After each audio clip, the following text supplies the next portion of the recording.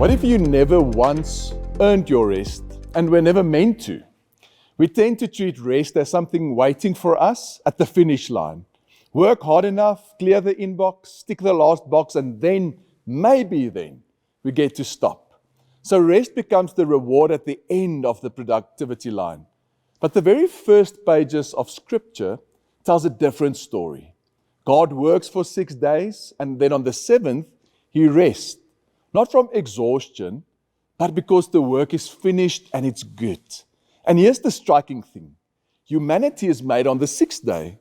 So our first full day of existence was not a day of labor. It was the day God had set apart to rest. Now, before we had to produce anything, before we had to prove anything, we were invited into a rest God had already prepared.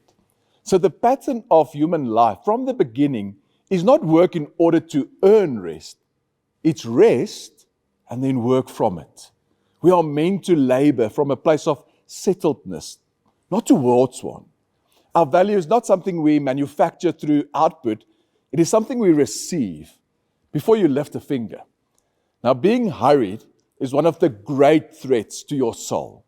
Not because being busy is a sin, but because a hurried life quietly assumes the opposite of Genesis. It assumes rest must be won, that stopping is dangerous, and that we are only as worthwhile as our last accomplishment. And Sabbath interrupts that lie at the root. And this is the ground the whole of our working life stands on. When Monday comes and the demands return, we do not go out to prove ourselves to a God who is watching our numbers. But God already held, already approved, already loved, sent from rest, not scrambling toward it.